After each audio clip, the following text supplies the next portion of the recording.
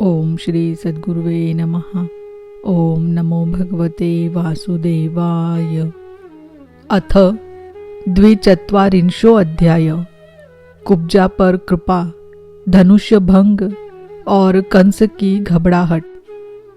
श्री शुकदेव जी कहते हैं, परीक्षित, इसके बाद भगवान श्री कृष्ण जब अपनी मंडली के साथ राजमार्ग से आगे बढ़े तब उन्होंने एक युवती स्त्री को देखा।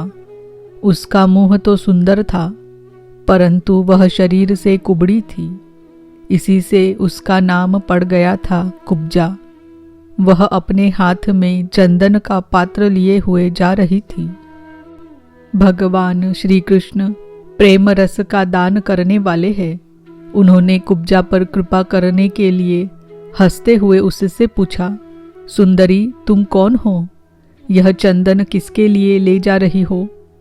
कल्याणी, हमें सब बात सच सच बतला दो। यह उत्तम चंदन, यह अंगराग हमें भी दो। इस दान से शीघ्र ही तुम्हारा परम कल्याण होगा। उबटन आदि लगाने वाली सैरंध्री कुब्जा ने कहा, परम सुंदर, मैं कंस की प्रिय दासी हूँ। महाराज मुझे बहुत मानते हैं। मेरा नाम त्रिवक्रा यानी कुब्जा है। मैं उनके यहाँ चंदन अंगराग लगाने का काम करती हूँ। मेरे द्वारा तैयार किए हुए चंदन और अंगराग भोजराज कंस को बहुत भाते हैं, परंतु आप दोनों से बढ़कर उसका और कोई उत्तम पात्र नहीं है। भगवान के सौंदर्य, सुकुमारता, रसिकता, मंदहास्य, प्रेमालाप और चारु चितवन से कुब्जा का मन हाथ से निकल गया।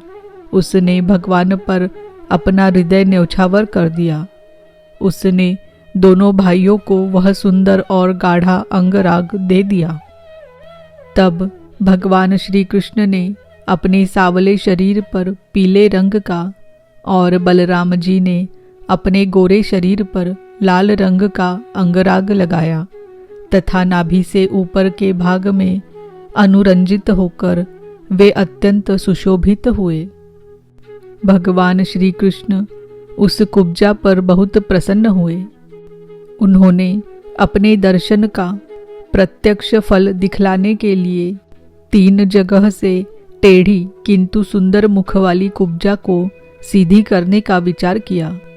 भगवान ने अपने चरणों से कुब्जा के पैर के दोनों पंजे दबा लिए और हाथ ऊंचा करके 2 अंगुलियां उसकी टोड़ी में लगाई तथा उसके शरीर को तनिक उचका दिया। उचकाते ही उसके सारे अंग सीधे और समान हो गए। प्रेम और मुक्ति के दाता भगवान के स्पर्श से वह तत्काल एक उत्तम युवती बन गई। उसी क्षण कुब्जा रूप, गुण और उदारता से संपन्न हो गई। उसके मन में भगवान के मिलन की कामना जाग उठी। उसने उनके दुपट्टे का छोर पकड़कर मुस्कुराते हुए कहा, वीर शिरोमणे, आइए घर चले। अब मैं आपको यहाँ नहीं छोड़ सकती, क्योंकि आपने मेरे चित्त को मथ डाला है। पुरुषोत्तम, मुझ दासी पर प्रसन्न होइए। जब बलराम जी के सामने ही कुब्जा ने इस प्रकार प्रार्थना की, तब भगवान श्री कृष्ण ने अपने साथी ग्वाल बालों के मुंह की ओर देखकर हंसते हुए उससे कहा, सुंदरी, तुम्हारा घर संसारी लोगों के लिए अपनी मानसिक व्याधि मिटाने का साधन है। मैं अपना कार्य पूरा करके अवश्य वहां आऊंगा। हमारे जैसे बेघर के बटोहियों को तुम्हारा ही तो आसरा है। इस प्रकार मीठी मीठी बातें करके भगवान श्री कृष्ण ने उसे विदा कर दिया। जब वे व्यापारियों के बाजार में पहुँचे तब उन व्यापारियों ने उनका तथा बलराम जी का पान, फूलों के हार, चंदन और तरह तरह की भेंट उपहारों से पूजन किया। इसके बाद भगवान श्री कृष्ण पूर्ववासियों से धनुष्य यज्ञ का स्थान पूछते हुए रंगशाला में पहुँचे और वहाँ उन्होंने इंद्रधनुष के समान एक अद्भुत धनुष देखा। उस धनुष में बहुत सा धन लगाया था। अनेक बहुमूल्य अलंकारों से उसे सजाया गया था। उसकी खूब पूजा की गई थी और बहुत से सैनिक उसकी रक्षा कर रहे थे। भगवान श्री कृष्ण ने रक्षकों के रोकने पर भी उस धनुष को बलात् उठा लिया। उन्होंने सबके देखते देखते उस धनुष को बाएं हाथ से उठाया, उस पर डोरी चढ़ाई और एक क्षण में खींचकर बीचों बीच से उसी प्रकार उसके 2 टुकड़े कर डाले, जैसे बहुत पहलवान मतवाला हाथी खेल ही खेल में ईख को तोड़ डालता है। जब धनुष टूटा तब उसके शब्द से आकाश, पृथ्वी तथा दिशाएं भर गई। उसे सुनकर कंस भी भयभीत हो गया। अब धनुष के रक्षक आतताई असुर अपने सहायकों के साथ बहुत ही बिगड़े। वे भगवान श्री कृष्ण को घेर कर खड़े हो गए और उन्हें पकड़ लेने की इच्छा से चिल्लाने लगे, पकड़ लो, बांध लो, जाने न पाए। उनका दुष्ट अभिप्राय जानकर बलराम जी और श्री कृष्ण भी तनिक क्रोधित हो गए और उस धनुष के टुकड़ों को उठाकर उन्हीं से उनका काम तमाम कर दिया। उन्हीं धनुष खंडों से उन्होंने उन असुरों की सहायता के लिए कंस की भेजी हुई सेना का भी संहार कर डाला।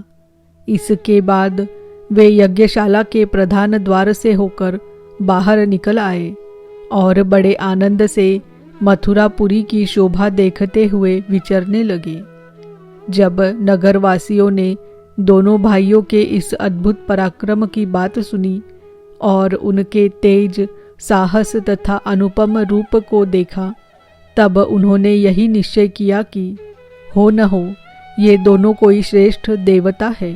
इस प्रकार भगवान श्री कृष्ण और बलराम जी पूरी स्वतंत्रता से मथुरापुरी में विचरण करने लगे। जब सूर्यास्त हो गया तब दोनों भाई ग्वाल बालों से घिरे हुए नगर से बाहर अपने डेरे पर जहाँ छकड़े थे लौट आए। तीनों लोकों के बड़े बड़े देवता चाहते थे कि लक्ष्मी हमें मिले, परंतु उन्होंने सबका परित्याग कर दिया और न चाहने वाले भगवान का वरण किया। उन्हीं को सदा के लिए अपना निवास स्थान बना लिया। मथुरावासी उन्हीं पुरुष भूषण भगवान श्री कृष्ण के अंग अंग का सौंदर्य देख रहे हैं। उनका कितना सौभाग्य है। व्रज में भगवान की यात्रा के समय गोपियों ने विरहातुर होकर मथुरावासियों के संबंध में जो बातें कही थी, वे सब यहाँ अक्षरशः सत्य हुई। सचमुच वे परमानंद में मग्न हो गए। फिर हाथ पैर धोकर श्री कृष्ण और बलराम जी ने दूध में बने हुए खीर आदि पदार्थों का भोजन किया और कंस आगे क्या करना चाहता है इस बात का पता लगाकर उस रात को वही आराम से सो गए। जब कंस ने सुना कि श्री कृष्ण और बलराम ने धनुष्य तोड़ डाला, रक्षकों तथा उनकी सहायता के लिए भेजी हुई सेना का भी संहार कर डाला और यह सब उनके लिए केवल एक खिलवाड़ ही था, इसके लिए उन्हें कोई श्रम या कठिनाई नहीं उठानी पड़ी, तब वह बहुत ही डर गया। उस दुर्बुद्धि को बहुत देर तक नींद न आई। उसे जागृत अवस्था में तथा स्वप्न में भी बहुत से ऐसे अपशकुन हुए जो उसकी मृत्यु के सूचक थे। जागृत अवस्था में उसने देखा कि जल या दर्पण में शरीर की परछाई तो पड़ती है, परंतु सिर नहीं दिखाई देता। अंगुली आदि की आड़ न होने पर भी चंद्रमा, तारे और दीपक आदि की ज्योतियाँ उसे दो दो दिखाई पड़ती है। छाया में छेद दिखाई पड़ता है और कानों में अंगुली डालकर सुनने पर भी प्राणों का घूं घूं शब्द नहीं सुनाई पड़ता। वृक्ष सुनहले प्रतीत होते हैं और बालू या कीचड़ में अपने पैरों के चिन्ह नहीं दिख पड़ते। कंस ने स्वप्नावस्था में देखा कि वह प्रेतों के गले लग रहा है, गधे पर चढ़कर चलता है और विष खा रहा है। उसका सारा शरीर तेल से तर है, गले में जपा कुसुम की माला है और नग्न होकर कहीं जा रहा है। स्वप्न और जागृत अवस्था में उसने इसी प्रकार के और भी बहुत से अपशकुन देखे। उनके कारण उसे बड़ी चिंता हो गई। वह मृत्यु से डर गया और उसे नींद न आई। परीक्षित, जब रात बीत गई और सूर्य नारायण पूर्व समुद्र से ऊपर उठे, तब राजा कंस ने मल्ल क्रीड़ा का महोत्सव प्रारंभ कराया। राजकर्मचारियों ने रंगभूमि को भली भांति सजाया। तुरही, भेरी आदि बाजे बजने लगे। लोगों के बैठने के मंच फूलों के गजरों, झंडियों, वस्त्र और बंधनवारों से सजा दिए गए। उन पर ब्राह्मण, क्षत्रिय आदि नागरिक तथा ग्रामवासी सब यथास्थान बैठ गए। राजा लोग भी अपने अपने निश्चित स्थान पर जा डटे। राजा कंस अपने मंत्रियों के साथ मंडलेश्वरों के बीच में सबसे श्रेष्ठ राज सिंहासन पर जा बैठा। इस समय भी अपशकुनों के कारण उसका चित्त घबराया हुआ था। तब पहलवानों के ताल ठोकने के साथ ही बाजे बजने लगे और गर्बीले पहलवान खूब सज धज कर अपने अपने उस्तादों के साथ अखाड़े में आ उतरे। चाणूर, मुष्टिक, कूट, शल और तोशल आदि प्रधान प्रधान पहलवान बाजों की सुमधुर ध्वनि से उत्साहित होकर अखाड़े में आकर बैठ गए। इसी समय भोजराज कंस ने नंद आदि गोपों को बुलवाया। उन लोगों ने आकर उसे तरह तरह की भेंटें दी और फिर जाकर वे एक मंच पर बैठ गए। इति श्रीमद्भागवते महापुराणे पारमहंस्यां संहितायां दशम स्कंधे पूर्वार्धे मल्लरंगोपवर्णनं नाम 24 अध्याय। ओम नमो भगवते वासुदेवाय। ओम नमो भगवते वासुदेवाय। ओम नमो भगवते वासुदेवाय।